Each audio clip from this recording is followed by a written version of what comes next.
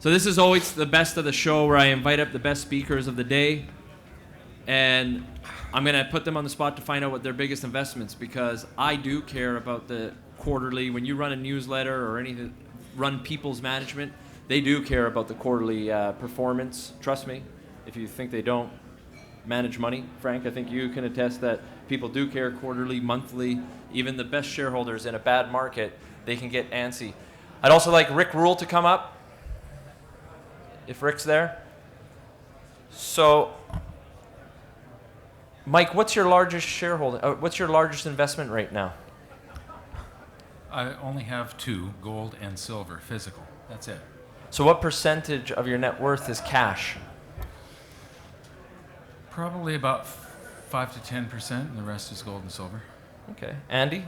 I admire the heck out of that, as a matter of fact, because I've been the same position for most of my career, and I normally don't tell people that, but I am mostly invested in precious metals and in cash. As far as securities are concerned, my 2 biggest would be Palladium and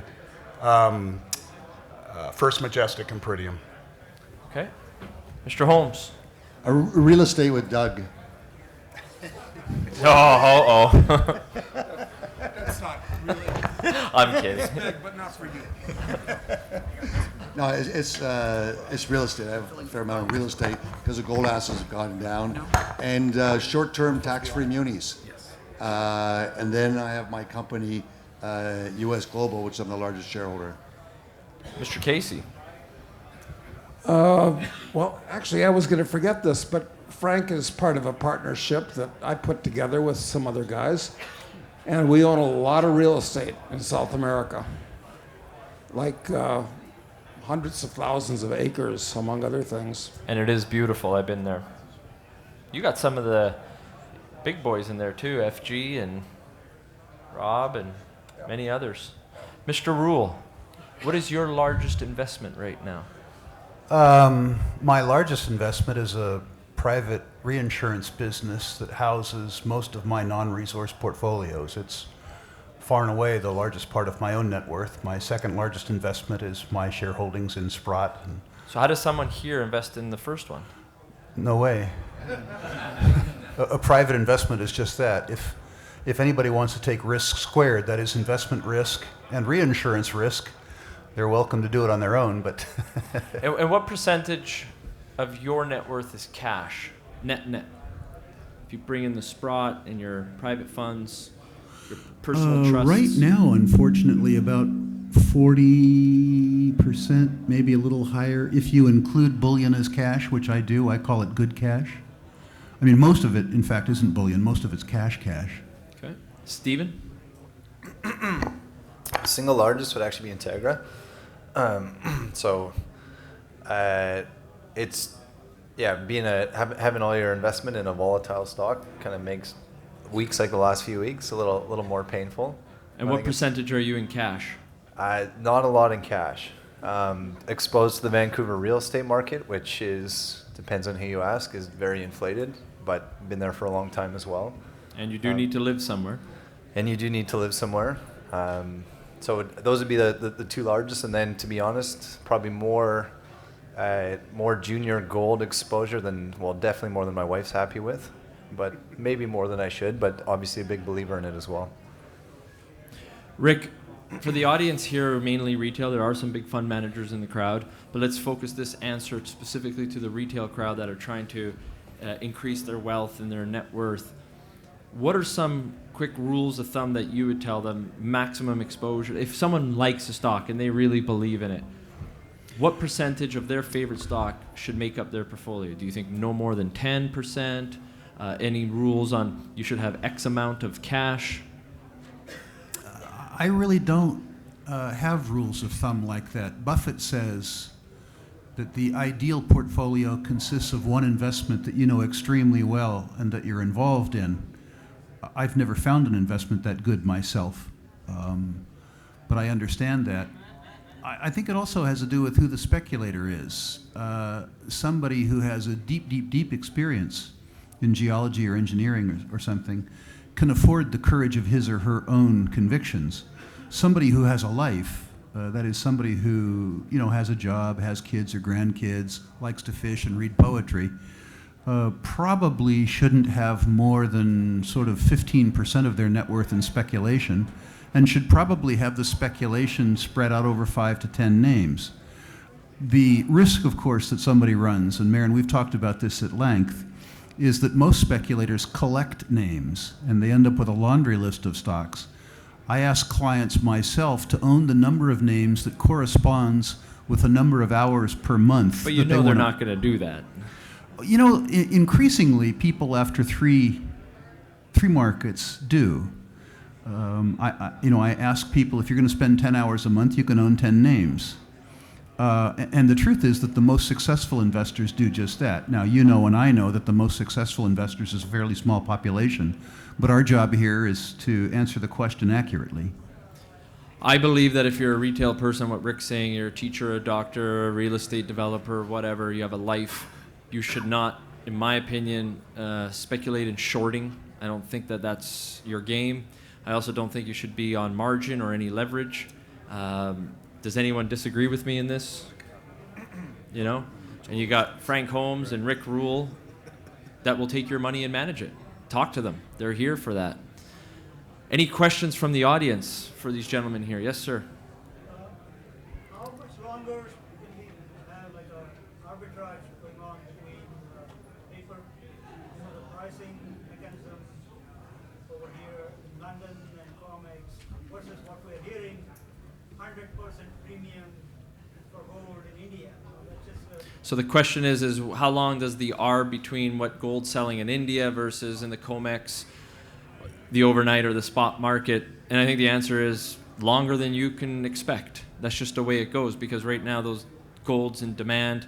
They put rules on currency than gold and bullion. Andy, do you have any comments on that? Yeah, I mean, I guess it's not until something dramatic happens here or until the COMEX is rendered obsolete. But when I look at the things that we've talked about as a company for 28 years, and most all of it rooted in economics and mathematics and the sprinkling of logic and, of course, the advice of good people, almost all of it's come true, literally all of it, but never within a cannonball shot of being even close to right on the timing. And it always takes a lot longer than you think. So it's like building a house. Yeah, a lot more than you think. Any other questions out there? Yes, sir.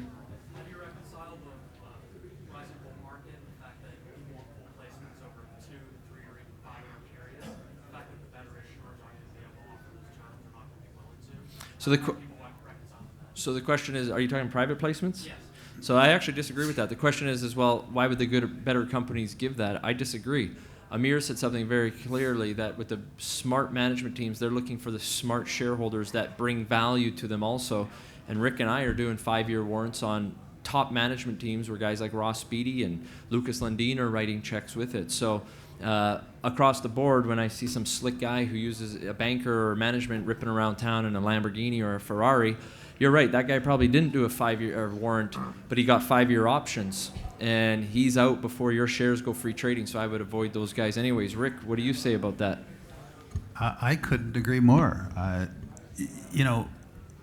Really smart people, especially in bad markets, can allocate capital very well. Giving somebody a 5-year warrant really involves getting yourself a second financing commission-free. Yep. And if you can align your interests with the interests of your shareholders, that 5-year warrant is the cheapest financing you can give. Now, there will be times when nobody is willing to give you a 5-year warrant, which is a different way of saying times when we should sell. Capital is very cheap, and I'm not of a habit of providing low-cost capital. If I can't find something to buy, I ought to be selling, not buying. That's right. And Mr. Holmes, I think you were telling me a couple of years ago, Silver Wheaton, one of the best royalty companies, or streaming companies, sorry, did a 7-year warrant. Was it a 7-year warrant when they came out? No, there was 2 sets of 5-year warrants. Dundee did a 7-year warrant. Goldcorp did and Franco-Nevada in the 90s did 10-year warrants.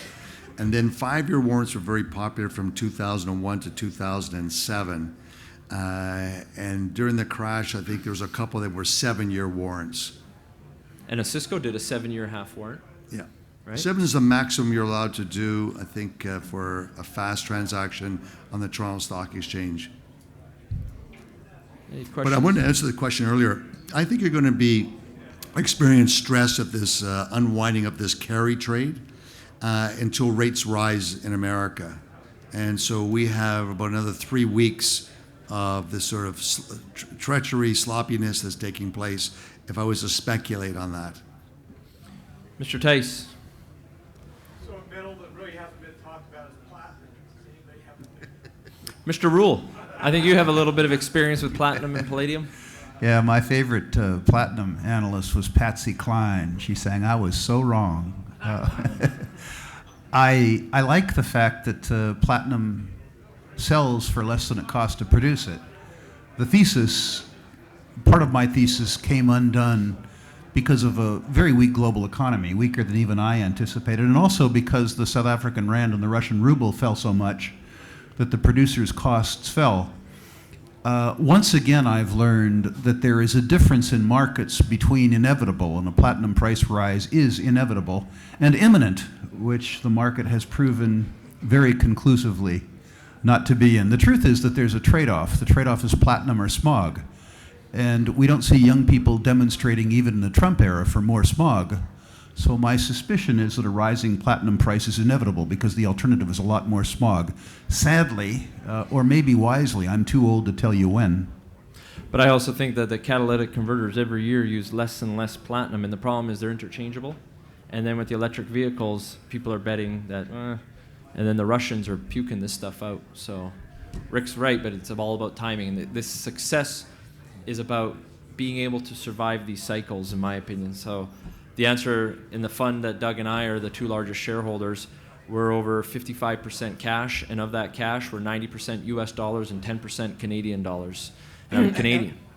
Go ahead. And I was going to say, don't put platinum coins in your safe deposit box for your great-grandchildren, because by then we'll be mining the asteroids, and the asteroids, I'm not kidding, they're full of platinum. Not just trillions, but quadrillions of dollars current worth of platinum. It's a fact. So it's not a long-term holding from that point of view. That was deep. Like the intergalactic. Any other questions? Mr. Rick Rule, what question would you ask your panelists? I liked your questions this morning, frankly, about the mistakes. Who would I pick on with regards to a mistake? No, I have a better question. And anybody on the panel can volunteer this. Everybody here has an investment thesis. And I want somebody to think of their most closely held investment thesis and tell me what could make it wrong. Want to start with Doug? I don't care who takes it. Yeah. What's your most closely held investment thesis? What do you think absolutely positively has to happen? And what could make it wrong? Well, I'll give you, relating to what I just said a moment ago, which I think left a lot of people incredulous. And, the investment thesis at this conference is that commodities, we're all in the commodity business basically, although gold is a very special commodity and it's monetary, is going to go up. But it all depends on your time frame, because I like to point out, and I don't think anybody pays attention to this trend, we tend to be trend followers too, is the longest investment trend in all of history is lower commodity prices. This has been going on for, since the end of the last ice age. First every millennia and then every century, and now because of technology, commodity prices are going down.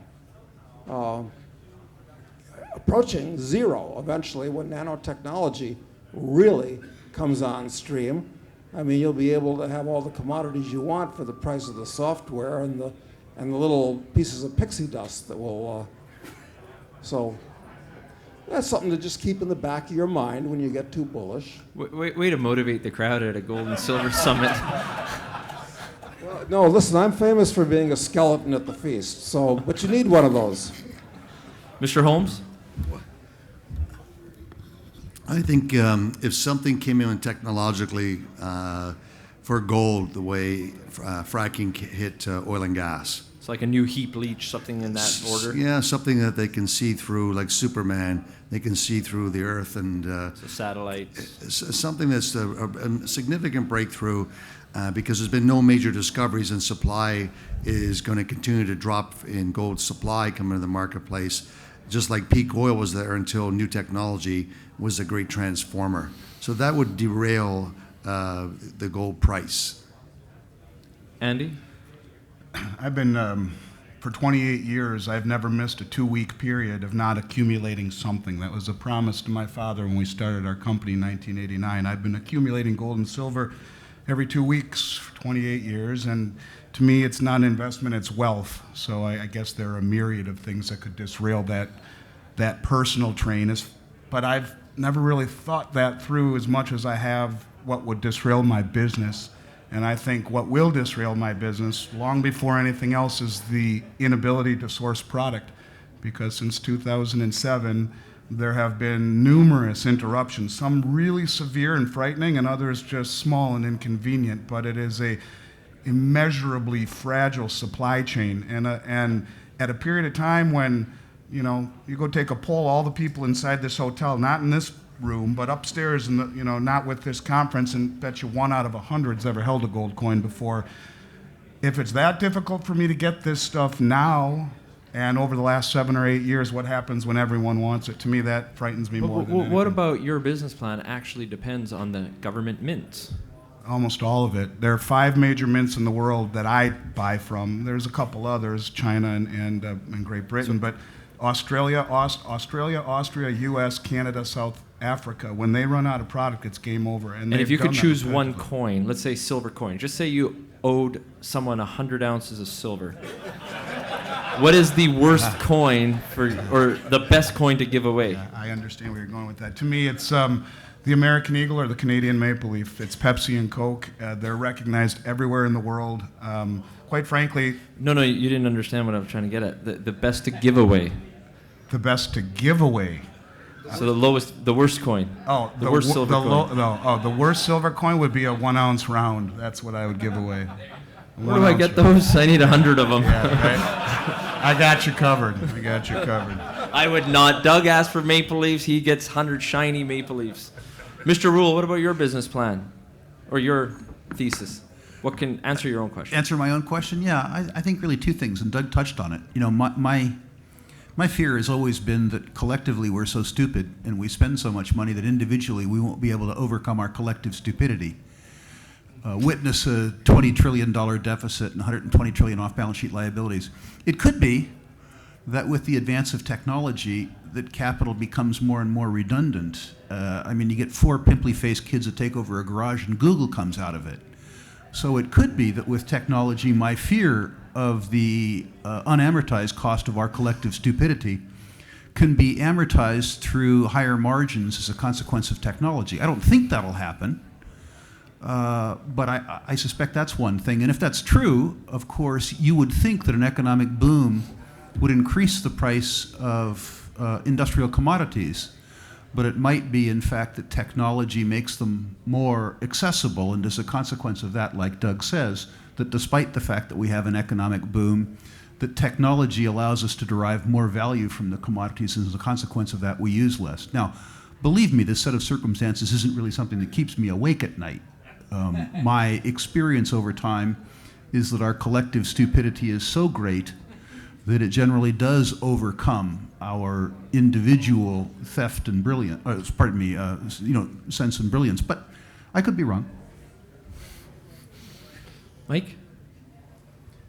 If the world's central banks stopped printing currency, that would poke a hole in my thesis. I think you're pretty safe there. What? I think you're safe. Okay. They ain't gonna quit. Steve? Mine would be, my thesis would be that it's not so much in the economy part of gold or printing money and whatnot. It's more based on just supply demand and really looking at the fundamentals of gold. And what we've seen, and I spoke about it before, is real disruption in the organic pipeline of gold projects out there. But you take into account the lack of exploration development dollars being spent and the fact that 9 out of 10 major, say mid-tier major producers, production is going to fall off a cliff in the next 2 to 3 years. There is nothing to backfill that. So looking at supply demand. What about the government take? Are you worried about more hands out? The municipal, the provincial, the federal. More Justin hands Trudeau out. has to finance his grand plan somehow. Yep, yeah, I think that's definitely a factor in it. But looking at just the fundamental supply-demand part of gold as the basis of, say, my own or a company's investment thesis, there's a huge opportunity that should say even if demand stays flat, price of gold should go up as supply falls off in the next few years. Now, what could really interrupt that? To be honest, a higher price of gold, because new mines would come online and the supply would come in, but that's great because we ended up with the same result, a higher price in gold. Or if demand for gold falls off, which I don't see happening for all the reasons that were discussed today. And then one, actually, Frank brought up a really good point, and I don't think we're there yet. I think in the future maybe, but it's technology. There's always a chance that technology can disrupt any organization out there.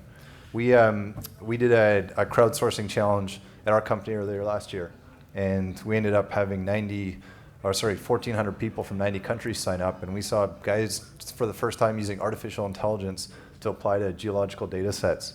And we're just drill testing some of those targets now, but down the road, 5, 10, 15 years from now, you could get to a point where maybe you're using Google Earth to look for outcrop, and you've got computers searching Google Earth all day, and it really increases the supply of gold mines out there. I see that. Doug, you're one of the smartest people I know. What would you ask the audience if you were me or in the crowd that hasn't been asked yet? Remember, focused, making money. Right, making money. Question that I should ask the crowd, crowdsource an answer, you're saying? Ask the panel, your other panelists. Oh, okay, the other way. What would I really want to know? Well, I know what everybody here wants to know. I'd like to know, too. What's the next stop that you can buy at a quarter that's going to go to $250? And is there any way of predicting that? I personally don't know that name.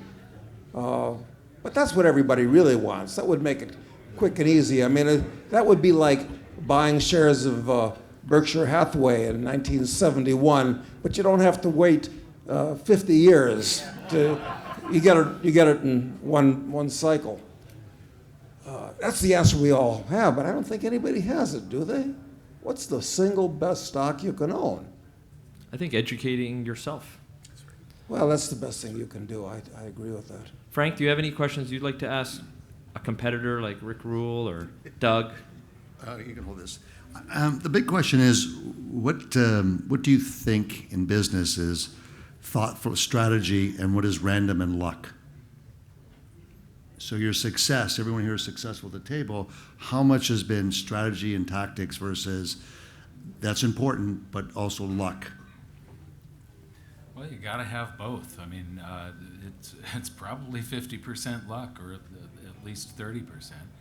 If you don't have a good strategy or a business plan, you're going to fail. And, but even if you have the best plan, it still takes a lot of luck. For me, it's been relationships, completely and totally. I walked up to David Morgan 10 plus years ago and asked him if he'd speak at a conference with me, and that started, and he said yes, graciously, more or less. If you don't ask, you don't get. You don't ask, but it's relationships. I work my best to have relationships with my clients. My cell phone's on, my cell phone number is on my business card, with all the people that we do business with people in the industry. It's just about relationships, looking someone in the eye and know that person is honest and straight with you. And I will say, when Andy delivered 100 ounces to my office, he followed up with an email. Did you get it? Were you happy? It was great. Rick, do you have a different take? Yeah, I think Frank was asking a rhetorical question because he and I have actually had these conversations.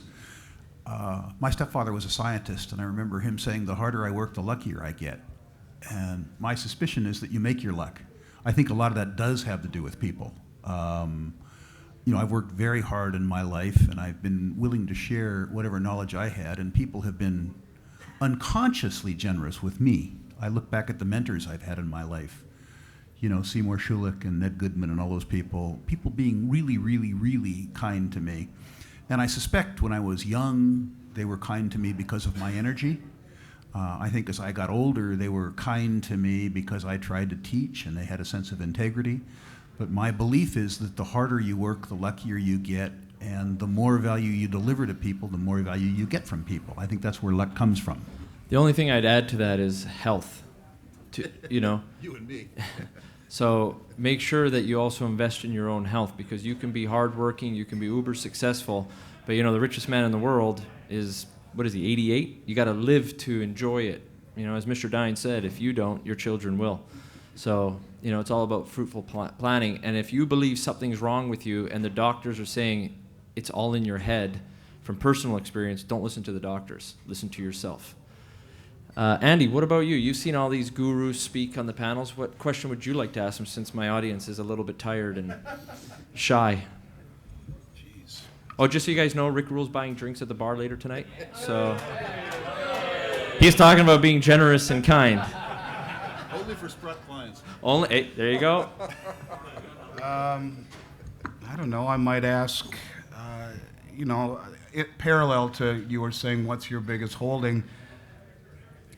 What's your plan? What's your plan for your family? What do you do to invest for your family? Or you could take that one step further. Rick, what's your exit strategy? Or do you even have an exit strategy? Does Rick Rule? I'm the luckiest guy in the world. Every day I get up, I want to go to work. And most of the time when I come home, I feel a little disappointed that some of my good time is ending. I'm going to work a little less hard in my declining years, not because I want to, but because I have no choice. But, I suspect ultimately, and I hope it's a long time from now, they take me out with my boots on. Doug, what's your exit strategy?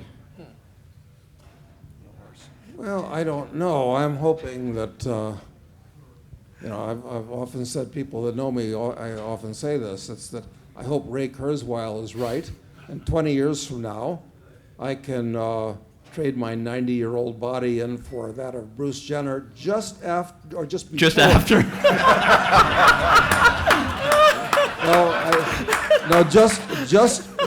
Just before he won the decathlon. I reckon Doug's going to get hit by an asteroid. I love you, Doug. Mike, do you have any questions to ask the audience? Or, sorry, the panelists? No. No? Steve, you're part of my generation. What would you like to know that's on Frank Holmes or Rick Rule or Doug Casey's mind? Well, Marin, it's probably the same for you. I'm a huge benefactor of kind of a lot of the knowledge that's come from mentors in the industry, and obviously I don't have 50 years experience in the industry. Looking at the younger generation, and I'm gonna put it more towards when you're looking at younger management teams, pearls of wisdom on how we, I don't think explore for gold, but how we operate our businesses and how we view the market and how we treat investors. Anything on that side, any pearls of wisdom, tips, very welcome. And I'm sure it would help the audience to understand where we're coming from as well. Rick, Frank? You're the oldest guy here. God, that is shocking. I remember I always used to be the youngest guy in the crowd I hung around with, and things have changed. I just traded in my body. I don't know. Listen, there's more to life than investing. I mean, I like to read a lot of, mostly what I read when I get a chance to read a book. It's usually ancient history and medieval history and science. Those are the two things that I read about, and those things really interest me. So that's how I spend my time, actually. And I like to go down to the gym an hour a day. How does that relate to the question? I was wondering that too. I don't know. I forgot the question. It's focusing on Bruce Jenner after. Here comes that was asteroid. just what was on my mind. I'm warming up for a night of drinking at Rick's expense. I got time for one more question. Invest. Something you said, Marin. I think it's really important that you invest in your wealth, but also your health and your happiness. And happiness is so different for all of us, but it's important that you invest in those three. And because winners hang out with winners. You're not going to see a winner hanging out with losers. Anyone have one? Yes, sure. This is a gold and silver summit. What is each of your exit strategy? What are you going to sell this stuff Mr. Dine said, when silver crosses gold, we sell. I love that. I love that. No, I think that question is looking at things from the wrong point of view, because here's what's going to happen, is happening now, is that governments and central banks around the world are trying to get rid of cash. You know, $100 bills, $50 bills, $20 bills. These are all going to be gone in a few years. So now what are you going to use for money? Just digital money where they know what you're doing and where the money's going and so forth. Zero privacy. And you know what's going to happen? You're not going to want to get rid of your gold and silver. I know the price could go to an outrageous level. I don't know how high it could go. But people are going to use gold and silver as actual money, again, as an actual medium of exchange. I really think that's going to happen. And sooner than I thought. I used to think it was going to be in a generation. I think it's going to be in 5 years now. Doug is right. In Canada, we used to have a $1,000 bill, and it was consolidated by the gangsters and mobsters, and you can't get out of it, and that's how they've been washing money, and it trades at like 3 times the ratio.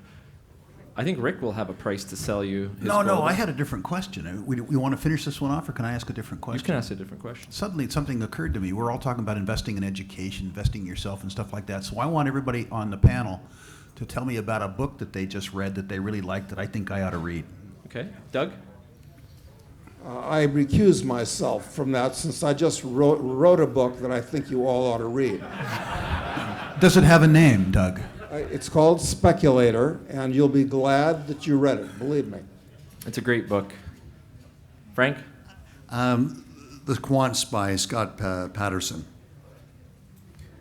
I wish I could give you a book, Rick. All I do is read economic stuff and gold and silver stuff. There's no time for me to read fiction, unfortunately. No, it could be nonfiction.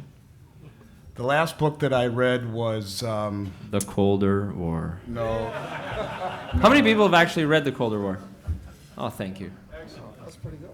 It was called The Harbinger, and it dealt with the Shemitah, which was actually rather fascinating and kind of makes the hair stand up on the back of your arms if you read it. It was a New York Times bestseller. Rick?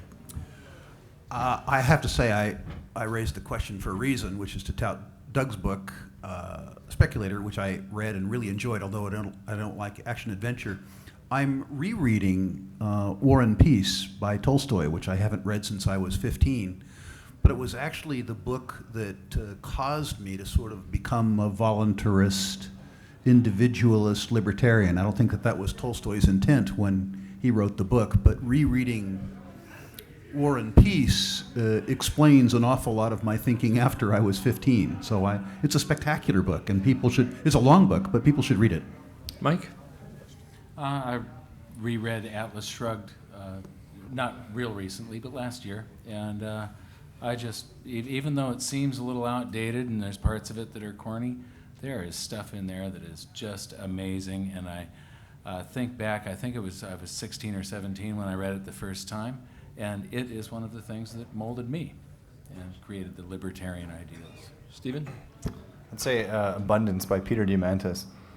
It's essentially the base of the book is the world's not that bad, and technology's going to keep up with the way some things are going, like climate change, or whether you believe in it or not, and food shortage and other things, and that just give technology a chance, and you're going to see it come up the same thing, or in the same way that fracking changed the oil industry. You know, I want to thank the guys on the panel here. Steve's kind of getting into becoming a producer, and he's got a great crew. But when you take someone like, let's say, Frank Holmes, who wakes up at 5 o'clock with me in Albania, and we go for a jog before all the other analysts wake up, or Rick Rule, who spent countless hours, not just mentoring me, but the Amirs, the Nolans, the Marcel de Groots. Doug, you've been nothing but incredible for my career. We talk daily whenever I say, hey, Doug, give me a buzz wherever you are in the world. Mike, I'm sure you have your younger generation and your crew. One of Doug's former guys, Alex Daly, works with you. And it's really the success of our industry is having kind of like the parental guidance, the Doug's generation, the Jim O'Rourke's, the Ross Speedys, the Lucas Lundins, share their knowledge with my generation. And I think that's for the retail crowd to really focus on the top tier group. That's what I'm trying to do with my investments. Thank you guys all for this, and free drinks at Sprott. Thank you.